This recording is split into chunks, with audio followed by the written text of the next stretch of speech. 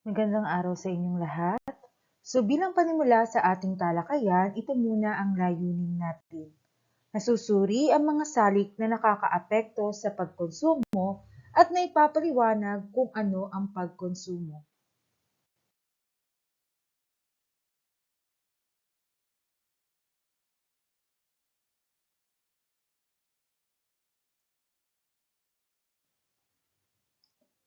Ang pagkonsumo, ito ay ang pagbili, paggamit, or pag-ubos ng mga produkto at serbisyo na siyang nakapagbibigay ng kasiyahan at pangangailangan sa mga mamimili or gumagamit nito. So, ang pagkonsumo, mas kilala ninyo sa tawag na pagbili or paggamit ng mga produkto at serbisyo para matugunan ng inyong mga pangangailangan at kagustuhan. Na kung saan sa ekonomiya, ito ay isang mahalagang konsepto dahil ito ang nagtutulak sa produksyon ng mga kalakal at serbisyo.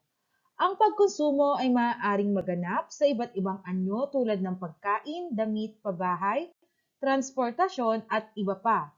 Kapag ang isang tao ay bumibili ng isang produkto o gumagamit ng serbisyo, siya ay tinuturing bilang isang consumer.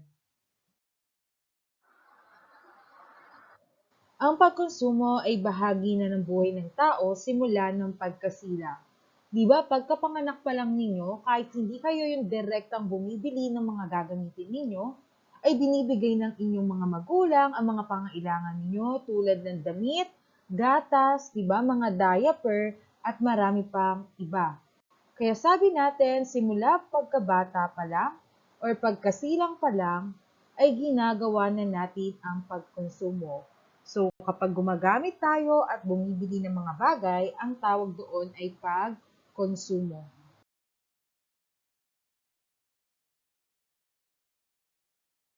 May dalawang pangunahing aktor pagdating sa pagkonsumo. Ang producer bilang tagapagbili or mas kilala ninyo sa nagbebenta, mga negosyante. At ang consumer naman ay namimili or yung mga tinatawag natin na consumer. So, ibig sabihin, pag sinabi nating producer, tagapag-produce ng produkto or serbisyo. So, pag sinabi naman nating consumer, tagabili ng mga nagawang produkto at serbisyo ng mga producer.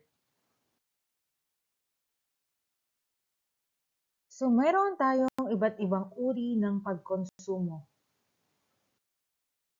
Ang produktibong pagkonsumo, tuwirang pagkonsumo, maaksayang pagkonsumo, at ang mapanganib o nakapipinsalang pagkonsumo.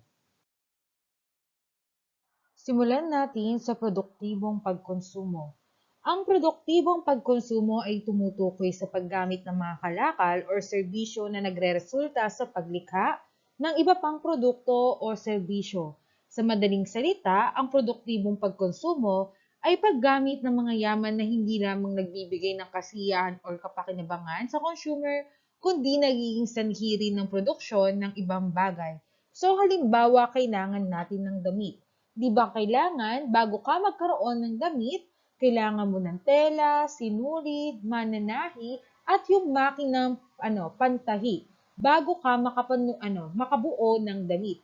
So, yun yung sinasabi natin na produktibong pagkonsumo. So, ibig sabihin, may mga kailangan ka munang gamitin or bilhin bago mo talaga makuha yung gusto mo talaga na produkto. So, bukod doon sa iba-ibang pangailangan, pag pinroseso mo yon, makalilikha ka ng panibagong produkto.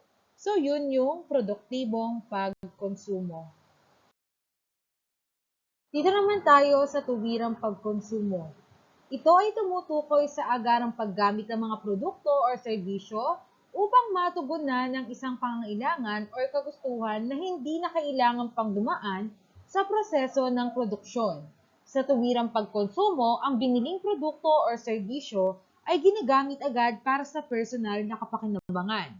Parang halimbawa nito, mga anak, naglalaro ang mga bata na pagod na uhaw uminom ng tubig. So, ganun din kapag tayo ay bumili ng pagkain, di ba agad nating kakainin? So, ito yung tinatawag natin na tuwirang pagkonsumo.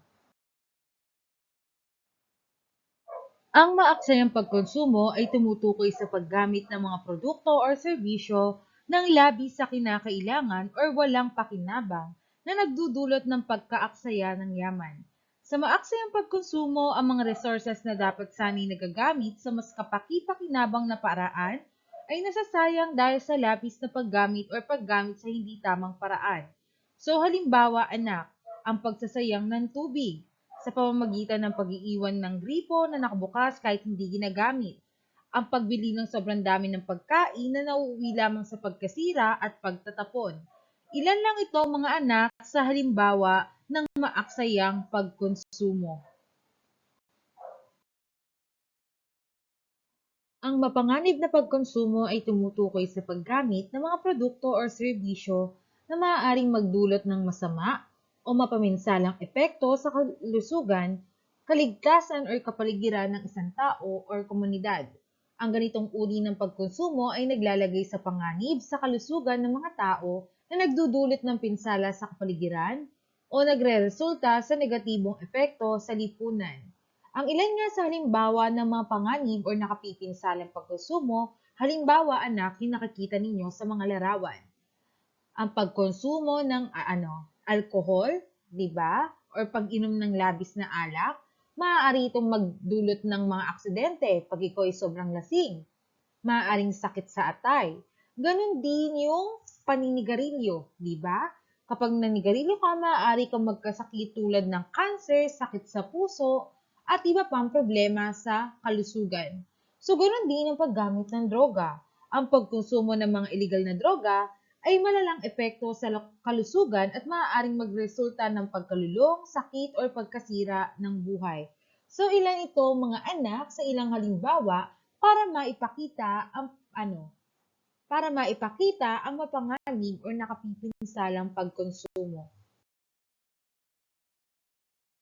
May mga salik na nakakaimpluwensya sa pagkonsumo. So, bakit ba nag-iiba-iba ang paraan ng pagkonsumo ng mga tao? So, narito ang mga sumusunod na salik na nakakaimpluwensya sa pagkonsumo ng mga tao. Una, presyo, kita, okasyon, pag-aanunsyo, pagpapahalaga ng tao, panahon, panggagaya, at panlasa. So, magsimula muna tayo sa presyo. Bilang isang mamimili, ang batayan ng ating pagbili or paggamit ng produkto, ang una nating tinitignan ay ang presyo. Tinitignan ba natin kung mahal, kung mura, di ba? Kasi yun yung isa sa pamantayan natin bago natin bilhin ang produkto. Yung iba, mas nais na mas makamura. Yung iba, okay lang na mahal kasi quality naman. So, nakadepende minsan sa presyo. Then next ay ang kita. So halimbawa, kumikita lang ako ng 300 to 500 pesos per day. So expected mo ang paraan ng pagbili ko, maaaring kung saan ako makakamura. At uunahin ko lagi na i-prioritize o i-priority mga anak ay yung pagkain. Tama ba? Kasi ganun lang kaliit ang kita ko. Pero kung malaki-laki ang kinikita ko, expected mo na bukod doon sa pagkain, mabibili ko pa ang mga kagustuhan ko. Next ay ang okasyon. So halimbawa anak, di ba kapag sinabi nating magpapasko, so ang ilan sa alam natin na pagkain na usually bibilhin, yung mga queso de bola, di ba? Yung mga pang Noche Buena package, di ba, na bibilhin nila nanay at tatay or kaya nila ate at kuya. Kapag Pasko, alam mo na bibili ka ng regalo.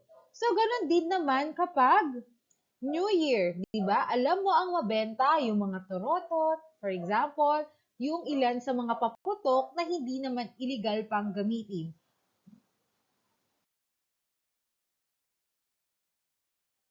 Then next, ang pag-aanunsyo.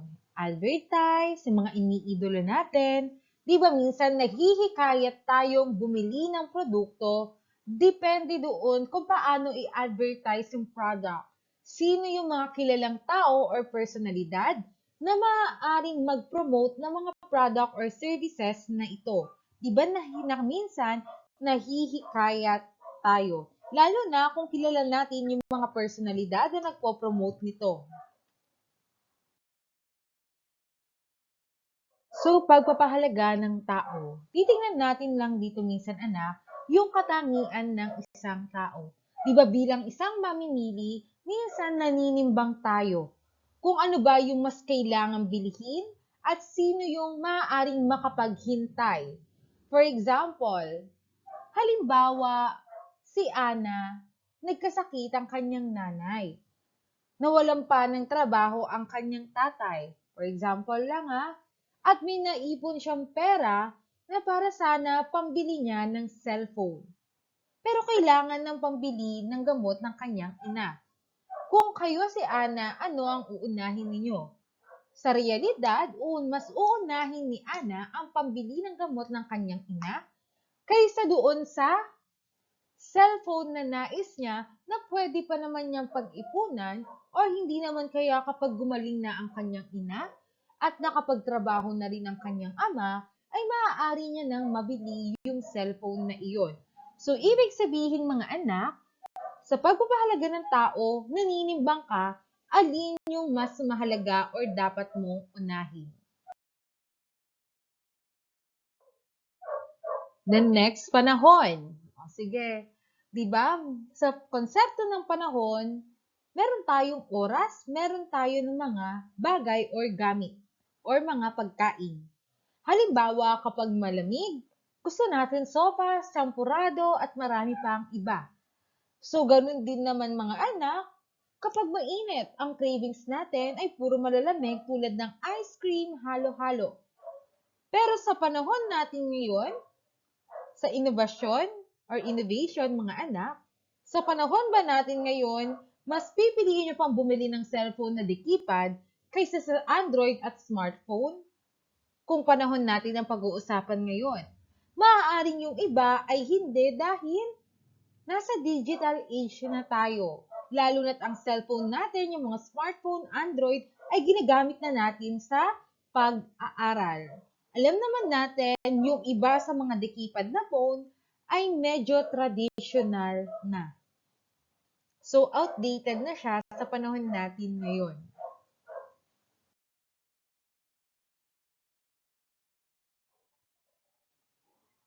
Ang panggagaya ay isa sa mahalagang salik na nakakaimpluwensya sa pagkonsumo ng mga tao. Ito ay tumutukoy sa tendensya ng isang individual na kumukonsumo ng mga produkto o serbisyo dahil sa impluensya ng iba, tulad ng mga kaibigan, pamilya o lipunan sa kabuuan. Halimbawa mga anak, yung impluensya ng kaibigan.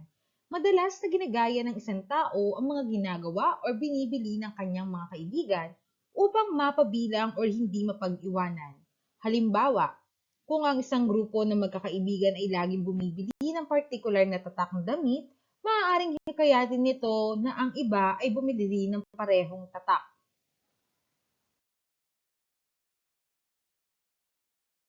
Susunod naman ay panlasa.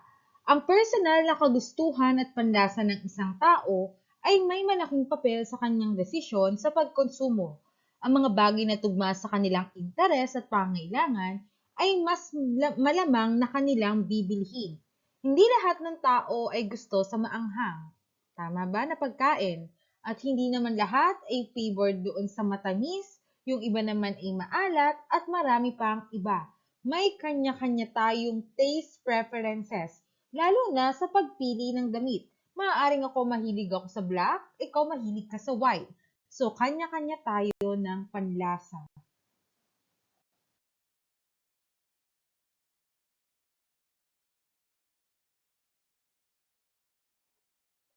May iba't iba tayong mga batas ng pagkonsumo. Andito ang pagbatas ng pagkakaiba-iba or law of variety, batas ng pagkakabagay-bagay or law of harmony, batas ng imitasyon or law of imitation, at batas ng kaayusang ekonomiko or law of economic order, at batas na lumiliit ng pakinabang or law of diminishing utility. So una, ang batas ng pagkakaiba-iba. Ito daw ay isang prinsipyo ng ekonomiya na nagsasaad na ang mga tao ay may iba't ibang kagustuhan at pangangailangan, kaya't nagkakaroon ng pagkakaiba-iba sa paraan ng kanilang pagkonsumo. Ipinapakita din sa batas na ito na ang bawat tao ay may kanya-kanyang prioridad, panlasa, at interes na nagreresulta sa iba't ibang uri at dami ng produkto or serbisyo na kanilang kinokonsumo. Sunod ang batas ng pagkakabagay-bagay. Ito ay isang konsepto sa ekonomiya na nagsasaad na ang mga produkto o serbisyo na kinokonsumo ng isang individual ay dapat na magkakaugnay at nagkakatugma upang makamit ang pinakamataas na kasiyahan o utility. Ibig sabihin, ang mga binibili at ginagamit na produkto ay dapat bumuo ng isang harmonisadong set na nagbibigay ng kabuuang benepisyo sa consumer. For example, di ba, kapag nagluluto ng mga ulam si nanay, kapag may prito, kailangan may gulay. Tama ba? Parang dinuguan, may puto. Tapos may itlog at tuyo. So ilan na yon mga anak sa halimbawa ng mga batas ng pagkakabagay-bagay. Ang batas ng imitasyon ay ito ay isang konsepto sa ekonomiya at pag-ugali na tumutukoy sa tendensiya ng mga tao na gayahin o sundan ang mga desisyon, pagkilos o pagkonsumo ng iba. Lalo na ng mga taong itinuturing nilang matagumpay o may mataas na katayuan. Ang batas na ito ay nagpapakita kung paano ang sosyal na impluwensya ay nagiging sanhi ng pagkagusto ng mga produkto o serbisyo na ginagamit o tinatangkilik ng iba. Ang best example nito, kapag may mga nagtetrend na damit, na gadgets, diba gusto rin nating magkaroon. Ang batas naman ng kaayusang ekonomiko, ito ay isang konsepto sa ekonomiya na tumutukoy sa prinsipyo na ang pagkonsumo at produksyon ay dapat ayusin at pamahalaan upang makamit ang pinakamahusay na paggamit ng mga yaman at magbigay ng pinakamataas na benepisyo sa lipunan. Ang batas na ito ay nagpapalakas ng ideya na ang maayos na pag-oorganisa at pagpaplano ng ekonomiya ay mahalaga para sa pagpapaunlad at kasiyahan ng lahat.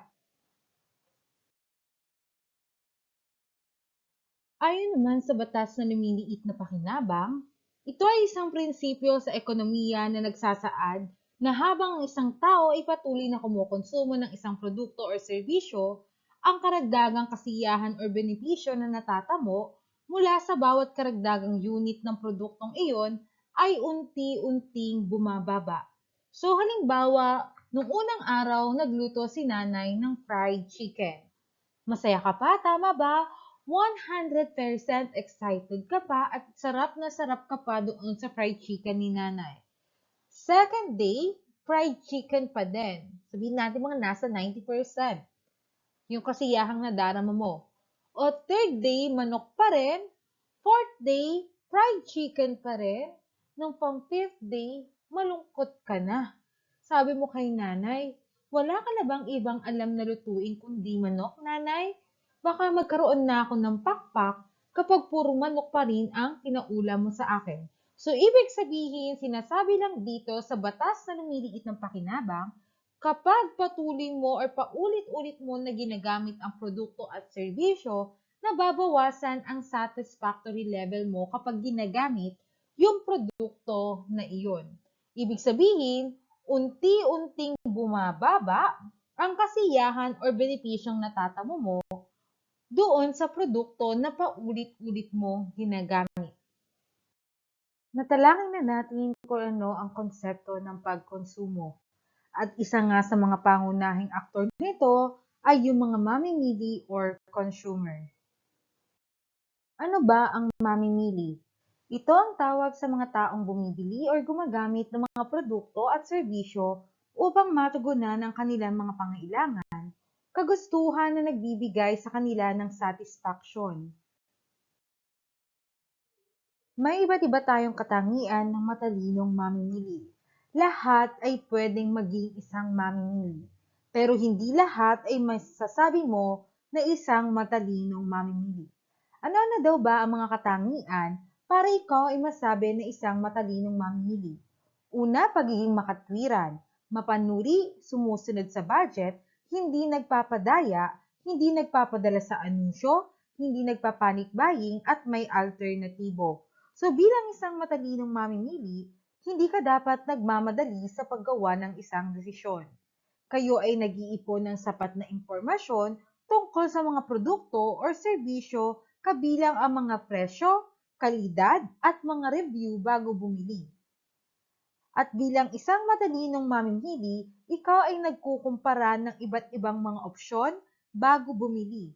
Nagsasaliksik kayo ng maaaring maging benepisyo, limitasyon, upang matukoy ang pinakamahusay na halaga para sa inyong pera. Kasi kayo ay may kakayanang magbalanse sa pagitan ng mga pangunahing pangailangan at ng mga luho. Bilang isang mamimili, nakatuon ang mga bagay na talagang mahalaga at ginagamit ng wasto ang kanilang pera. At higit sa lahat, bilang isang matalinong mamimili, binibigyan ninyo ng halaga ang kalidad ng produkto at serbisyo kaysa sa presyo lamang. At ikaw ay hindi naapektuhan sa mga patalastas o mga marketing tactics na kung saan may kakayanan kayong magsuri at magsaliksik bago tumanggap ng mga alok o mga promosyon para bumili ng mga produkto at serbisyo.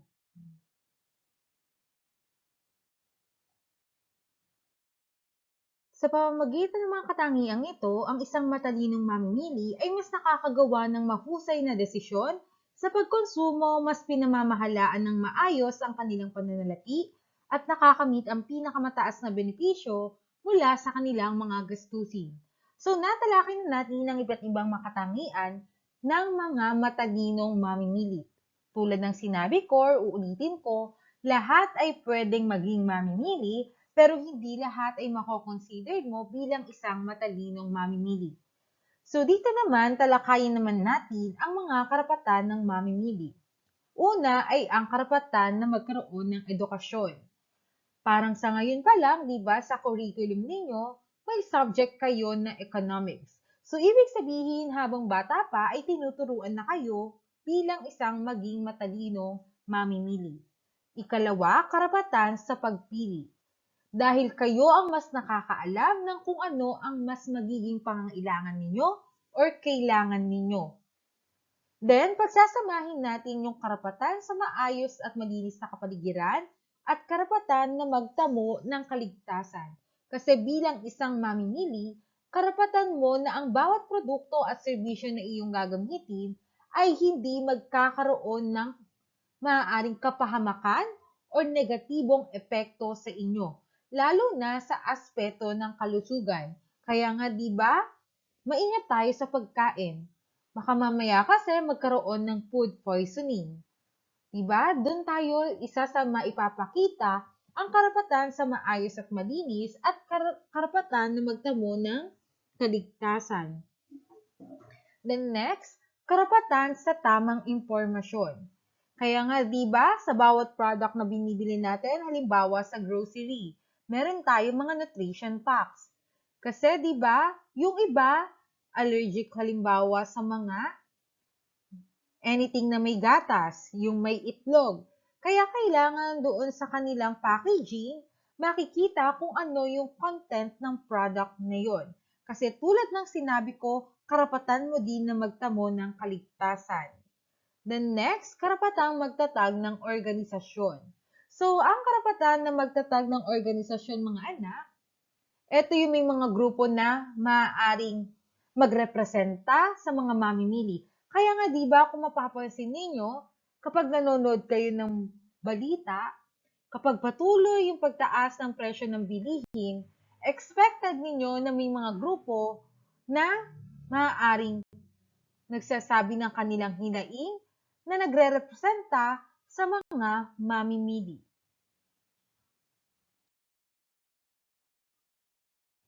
So, meron tayo mga tungkulin ng mamimili. Tapos na tayo sa katangian, karapatan.